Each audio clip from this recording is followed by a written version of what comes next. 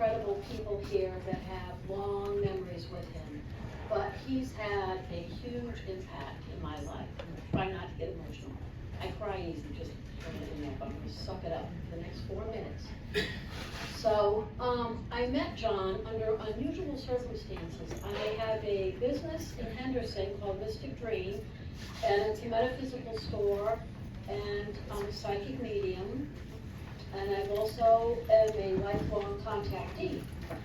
And I had heard about John, obviously, as many people have, but that was the extent of it. And all I do is basically go to work and go home. I don't have that much of a social life or anything. So I'm scrolling through Facebook one time, and I see a post from him, a heart-wrenching post, that he's in the middle of moving between his home of 30-plus years and his next place where he was going to be moving, this apartment, and it fell through at the last minute. I mean, most of his stuff was already packed in the moving truck, and he made some comment to the effect of, well, I guess I'll be staying at the Holiday Inn for the next couple of weeks.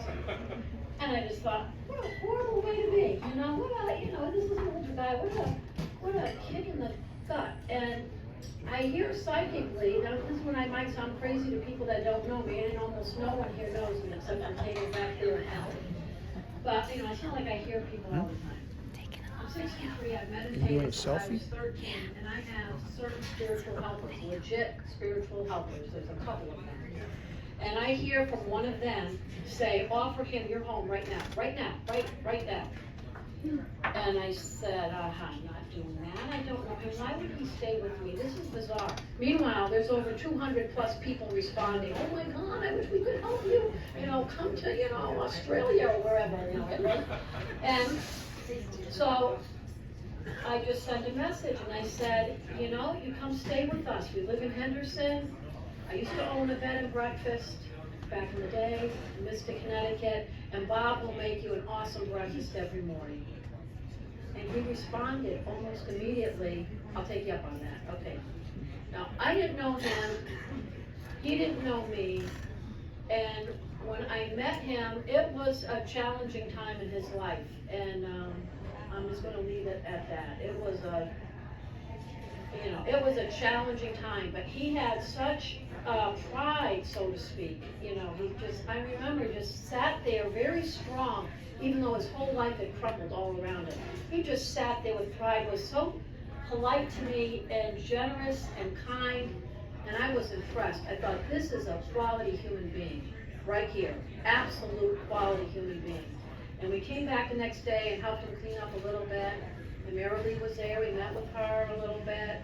And as I'm packing up some of his things, there was 12 things he said that no matter what, go with him physically, wherever he was, those things. And one was his briefcase, the metal briefcase that had cutthroat gold mine on it, a very unusual rock. And out of respect, I didn't want to ask him what these things were.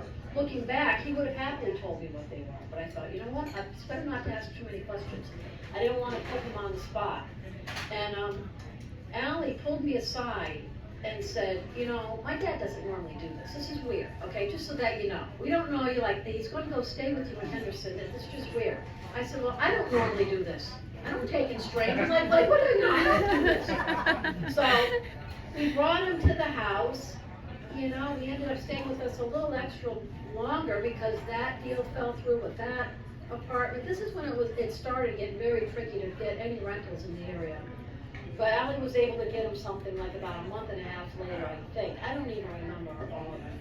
But it was a total joy having him. And we ended up, taking him to work. Because I'm like, I have to go to work, no matter what. And he didn't have his whole, system all set up around him, even though my son had done a little mini emergency thing with his computer and all that.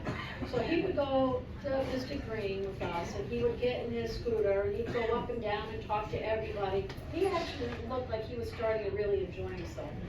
And it was heartwarming. And then the friendship continued once he got to the new place.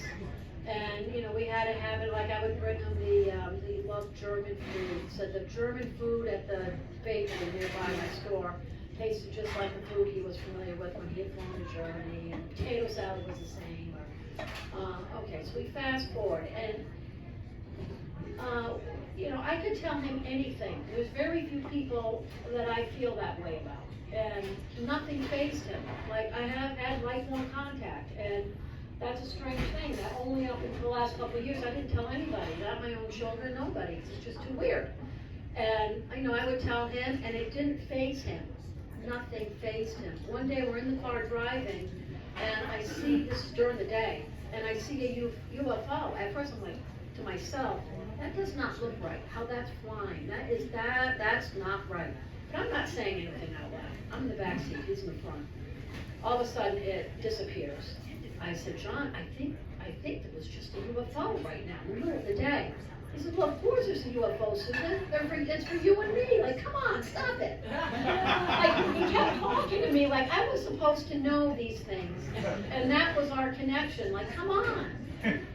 And this is kind of weird. I think it's okay I say it, except I'm only up here for 4 minutes or so before the good music starts. He had said to me a couple of times, we would go to visit, the door would be wide open. Or when we would go to leave, we'd say, do you want us to lock the door? Who cares? And I'd say, well, aren't you a little concerned? It wasn't the best neighborhood. And he's like, no, nothing's ever going to happen to me. He would say this all the time. And at first I used to think, what, is he protected like by the government? Like, who's protecting him? And then over time, no, I came to realize he meant angels. And he said, Susan, no one really knows this, but I'm an angel. Now, the first time he said that, I thought, well, he's a cantankerous angel. But, anything is possible.